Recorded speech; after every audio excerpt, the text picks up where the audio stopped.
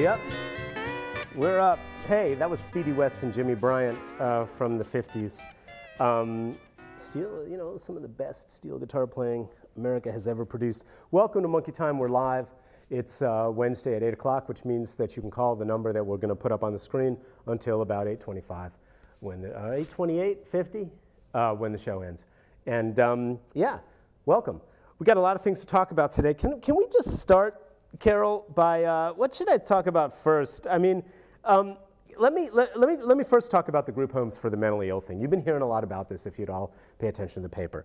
There's some weird Medicaid or Medicare rule change that the states had to adjust to earlier this year. And when North Carolina adjusted to the federal change in the law, they included basically what it is about Medicaid or Medicare reimbursement. Is it Medicare or Medicaid? I always get those confused. I think it's Medicaid. Someone correct me if I'm wrong. Anyway, there was a federal change. Sorry about that. That meant that the state had to respond to the way that people in group homes or people who need care for developmental disabilities or mental illness, whatever, things like bathing, Carol, getting dressed, you know, personal care, right? And when the state made its changes this summer, they knew about this problem in July. They didn't include group homes, which are a really important part of the state's approach to mentally ill care, right? And care for developmentally disabled folks. People prefer, many of them prefer to live in group homes, or they do better in group homes that are structured and where they can be watched, right? But also have some kind of community and beingness out in the community. Anyway, they knew about this in July, but they haven't fixed it. And so now there are people who are worried that as of January 1st, they will be kicked out of their group homes because they don't have this change in the eligibility for the personal care funds, right? I'm sorry I don't have all the terminology. But here's what's happening. Bev Perdue says this won't happen. Tom Tillis, the Republican, the Republican head legislator, Tom Tillis, he is saying, call a special session, Perdue, and we'll do this. But Carol, you remember what happened the last time they called a special session? In the summer to override, to deal with a veto override. At the time, the Republicans pulled these shenanigans where there was a late night override of new bills at 12:45 at night, right? And they overrode this. They overrode a couple of things. The fracking bill. That's when the fracking bill in North Carolina passed. They overrode Bev Perdue's veto of the fracking bill in North Carolina because a Democrat pushed the wrong button. And, you remember all this? That's what they do. When Tom Tillis says, oh, just call a special session, I promise you we'll only deal with the group homes issue. I think Bev Perdue is right to be really suspicious and say, let's find a way to do this that doesn't involve giving the gavel to Tom Tillis for an extra session beyond what he already needs. This is expensive. Tom Tillis' solution is expensive. So instead of working together to ease the worried minds of advocates for the mentally ill and developmentally disabled and those mentally ill people and developmentally disabled people themselves, who are now and have been for months completely worried about what's going to happen to them in these group home situations. Bev Perdue says by the end of the week she's going to come up with something. What's going on? What is the scenario that Bev Perdue is waiting for? It's obvious she doesn't want to do a special session, so they're trying to vet all these possible other legal options she can use. It's ridiculous, and the only reason we're having to wait is because nobody gives a crap in the legislature about mentally ill and developmentally disabled people. I'm done, Carol. They have been waiting for months. The legislature knew about this in July, this change, and they refused to do anything about it. And Tom Tillis said, oh, just call a special session, Bev. And Nelson Dollar in Cary has been like, well, we're willing to look at the idea of making some changes to the law next year. We're willing to. You screwed up, Nelson, and you either care about group homes, Nelson Dollar, or you don't. So Nelson Dollar was quoted last month in the NNO saying, well, we're willing to consider looking at changing the law. So whatever Bev Perdue does, she can't even get a statement from Nelson Dollar saying, yes, this needs to change. I promise you we will change this. So there's all kinds of wheeling and dealing that they're interested in. You know it. Tom Tillis, Nelson Dollar, stop playing games with mentally ill people and developmentally disabled North Carolinians. Stop it. And their caregivers and their families and friends, stop it. Come to an agreement and Bev Perdue, find something now that you can do to make sure that these people go to sleep tomorrow night with more ease of mind than they have right now about whether they're going to have to move out of a group home. Do you even know how upsetting this is? And it's been going on for months, and you people can't even bring yourselves to work together on this one issue? And Tom Tillis, I'm sorry, there is not a Democrat in the state that thinks your word is worth crap. And you know why. So, oh, I promise we won't deal with anything else, whatever. You would have no problem going back on your word, Tom Tillis. We know you. We know you. You would have no problem changing your mind at the last minute and using that session to make some other changes to this year's legislative business. We know you, Tom. Bev Perdue is right not to say, we don't need the expense of another session, and to give Tom Tillis yet another chance to feel really important and proud. All right, Carol, I said I was done. Call Bev Perdue's office. You can find that online. And then can we put up Tom Tillis and Nelson Dollar's emails and phone numbers again? Nelson Dollar of Cary has been, quoted on this one. He's not saying the right things. Tom Tillis needs to be called. All of us need to be calling him and saying, we don't trust you. You need to work together to make this happen. We don't need a special session. We don't need you, Tom, to come back to Raleigh for an expensive special session. Find a solution and find it today. That's what you need to do. Call his office tomorrow. All right. I think that's important because they're playing games with developmentally disabled North Carolinians and their families and friends, and mentally ill North Carolinians. The people who are least able to defend themselves many times, not always. Just because you have some mental illness doesn't mean you can't be politically active and engaged. Lord knows that's true, Carol. Just look at the legislature. Whoa, whoops, now I'm mentally ill shaming. Oh, it's so complicated. But my point is, they are going after people who don't have any political power. It's disgusting. All right. This should have been dealt with months ago. So can we switch over to a really cool Christmas gift idea, Carol? Those of you who watch the show know I'm a big sci-fi geek, and I'm a big comic book geek, right? Graphic novel, graphic literature. Graphic literature. I love my graphic literature, right? Well, anyway, my birthday was a couple months ago, and I splurged and went to Chapel Hill Comics. I was in Chapel Hill Comics, and I saw it, and I was like, oh my God, must have it. There is a comic book. Carol, this is a comic book. It's called Building Stories. Can you see Building Stories there? Building Stories. Building Stories. It's a box. And there's the back of the box. And it's by a gentleman named Chris Ware. I think the retail on it's like $50, Carol, but I'm sure you can find it cheaper else, somewhere. But Building Stories is not just your ordinary comic book. What Building Stories is about 14 or 15 different pieces of a larger narrative. So you build the story as you read it. Here is one example. This is one of the stories.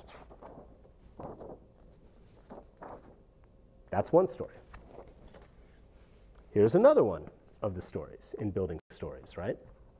Looks like a little golden book. This is the story of one day in the building. Whoops, where is it? There it is. One day in the building, September 23rd. And God, it's so beautiful. Oh, so beautiful. Here's another. Then you pick up the next piece. And they're not in any order. They're not in any order. So this is the next piece, the next story, right? And you read this one. I'm telling you, if you know anybody that loves fine literature, not just comic books, graphic literature, but fine literature. Look at that opening picture. It says God there. Boom. That's one story. That's how one story opens. And then you follow, and there are a lot of the same characters appear.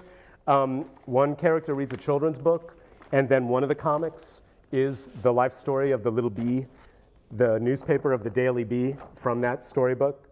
And then here's another one. Here's another one. This is just one story. So anyway, there's about, I don't know, a dozen or so of these things. Oh, and here's another one. This is my favorite. This is my favorite. This is one story. That's a story. So you unfold this and read this story. And you sit there with this box next to your bed, right? You sit there with this box next to your bed. And you just say, okay, which one do I want to read next? And what happens is, as you read all of these different little pieces, and I haven't even begun to pull out what's in this, here's another little one. Here's the little bee story. You gradually piece together in this completely nonlinear way a larger narrative. I'm 2/3 of the way through it, and I am loving it. And then, of course, you go back, and I've read a couple of the stories over again because something I learned in a different one, or in this story, influences how I see this story. And so you're reading this series of stories in this completely abstract, circular, cloud-like way, and it just washes over you and slowly congeals into this it's really poignant and really, really intense at times, and beautiful. Just stunningly beautiful. So, my recommendation to you, if you know, oh, by the way, the New York Times Book Review just named Building Stories one of its top 10 books of the year. I think they did 10 fiction and 10 nonfiction. So Building Stories is one of the top 10 books of the year, according to the New York Times Book Review this week. And I could not agree more. So highly recommended if you know anybody who's a fan of interesting literature. They will love.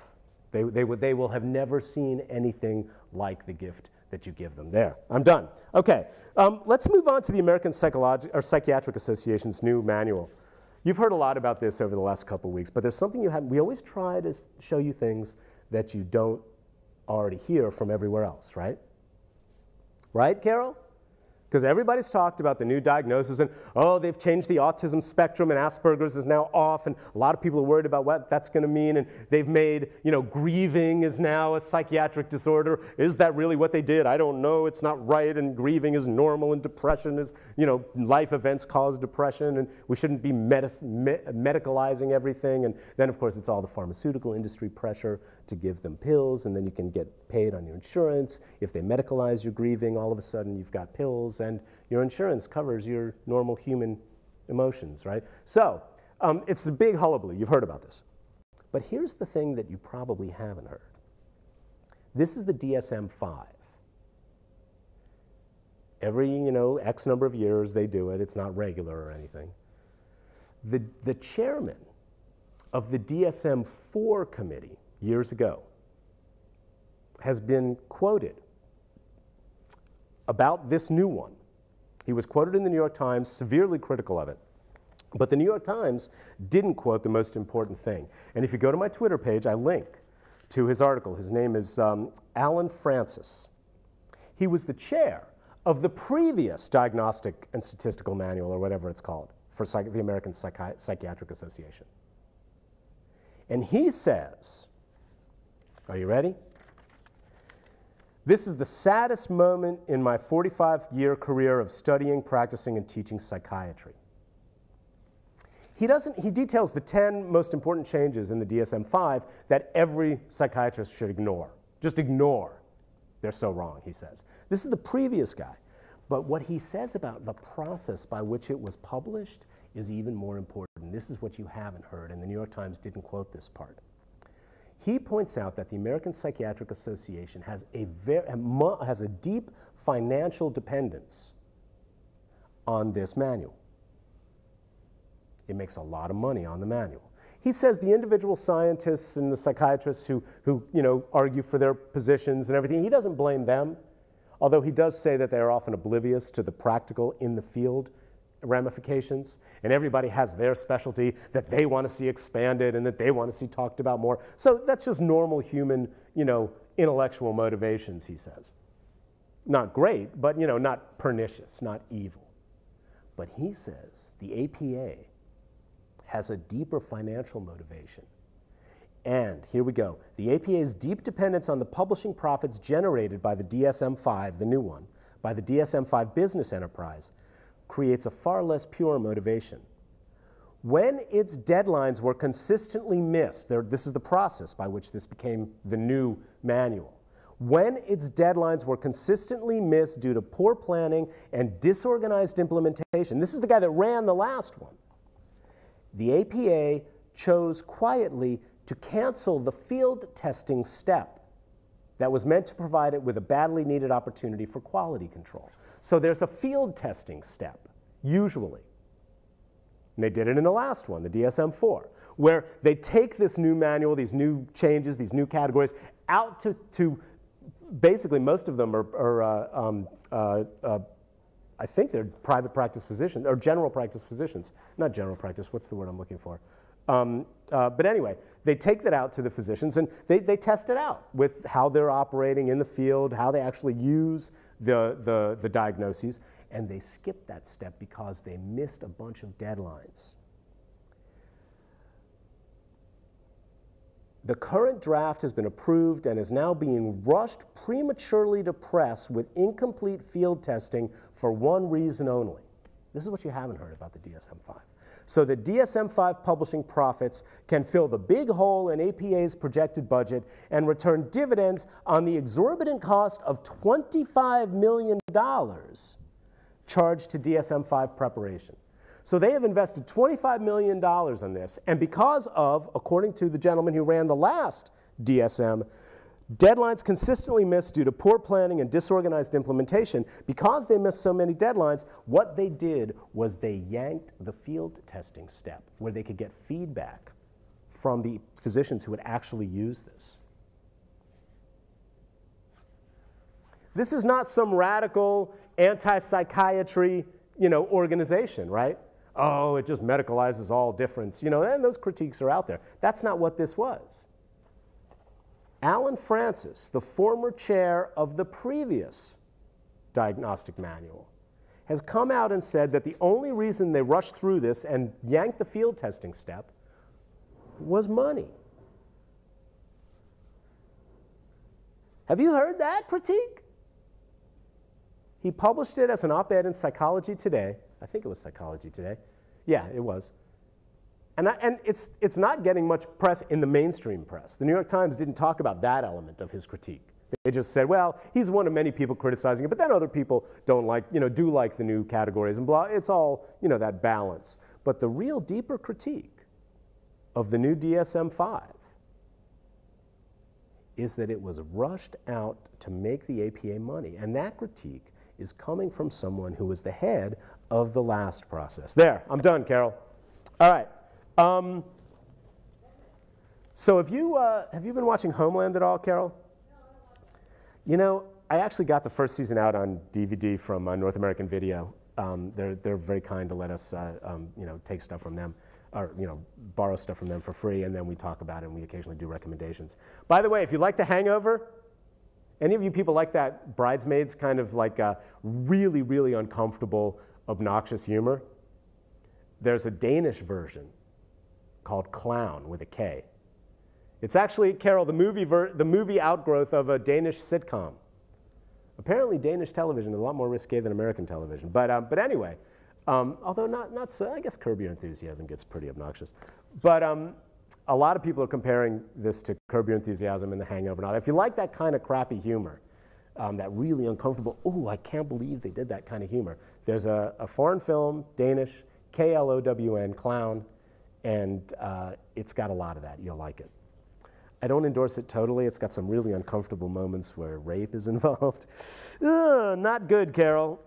It makes yeah, everybody has their little uncomfortablenesses, I suppose, what you're not comfortable laughing at. But for most of it, it's actually a really, oh my God kind of movie, that movie where you're just cringing and laughing at the same time. Clown, K-L-O-W-N, and thanks to North American Video for turning me on to that one. But Homeland, I think it's really obnoxious. And somebody, a professor at Columbia, just posted a really scathing attack on its racial politics and the politics in general of it, and how it just makes all Arabs look like crap, and how they filmed Beirut to make it look like some poor Afghan village, when in fact Beirut is, has come back and is once again a fairly cosmopolitan major world city.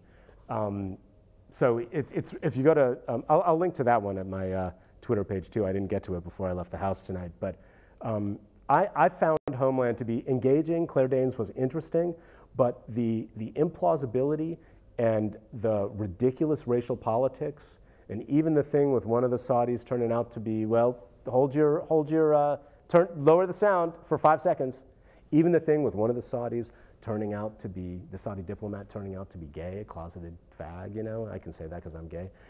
That you know, it didn't even really, it was like, oh, okay, that's kind of interesting, I suppose. The whole thing seems fairly cliche to me, Homeland does. And then it just takes these implausible turns.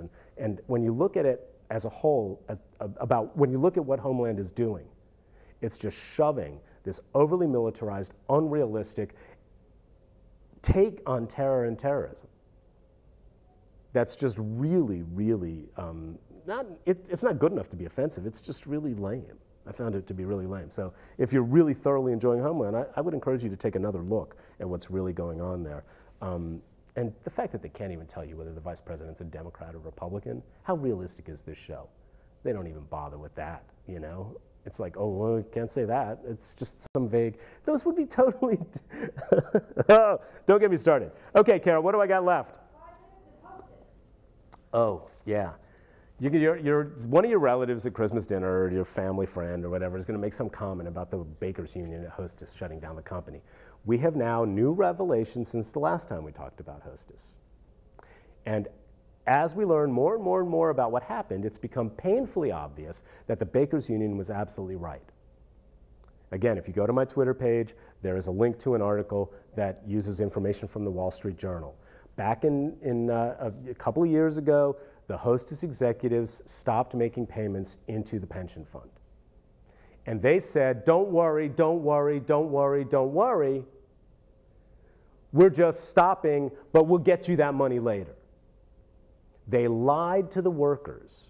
And what they were using that money for was day-to-day operational expenses, which, of course, included paying out bonuses. This is not the current round of bonuses. This is previous bonuses and to executives for their salaries. So they lied to the workers, took the $3 an hour that was being taken out of their paychecks to go into their pension fund. They took that money, said, oh, well, we're just holding on to it. We need a temporary glitch, no problem, and used it to spend on their own bonuses and salaries. I mean, how many years of this is the union supposed to take? Then you get this new crop of people that comes in, these people who are just pure vulture capitalists, it's the only word, who come in at the tail end of a company's life and try to sell it out, you know, try to break it up and make a profit off of it, and they're paying themselves huge bonuses again. How much of this is a union supposed to take? Not a union, forget unions. Union's a bad word in some people's house. How much of this are workers supposed to take? It was pure skim off the top capitalism. They'd take the company bankrupt, and then guess what? Everything that they promised to pay back to the union's pension fund, they don't have to anymore because the company's bankrupt. Whereas if you or I own student loan money and we go bankrupt, we don't get to discharge what we owe. But those asses at the top of Hostess could skim off the pension funds, promise to pay them back later, use that money to pay themselves bonuses, go bankrupt, and then not have to pay the workers the pension money that they skimmed off for themselves. This is standard operating procedure for these people. This is how they do. That's how they operate.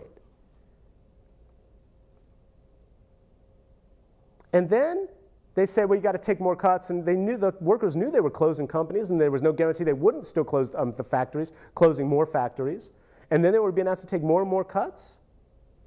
I'm sorry, those workers did exactly the right thing. They did exactly the right thing.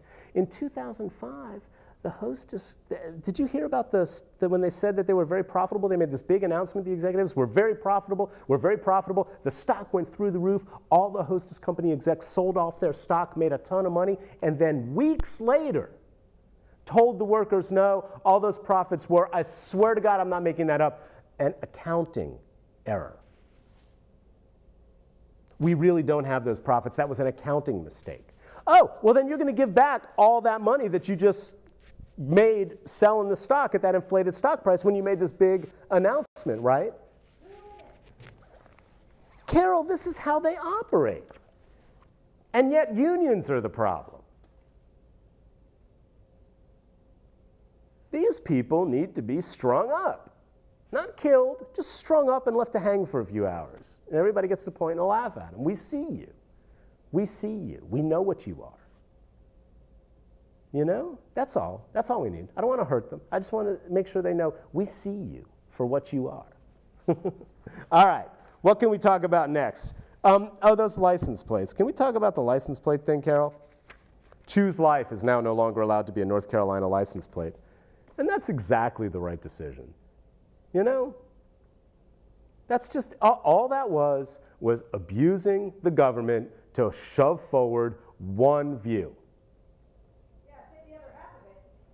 You could be choose life or choose choice. Or choose, there's no, they won't do, they refuse to consider the choose choice, the legislators.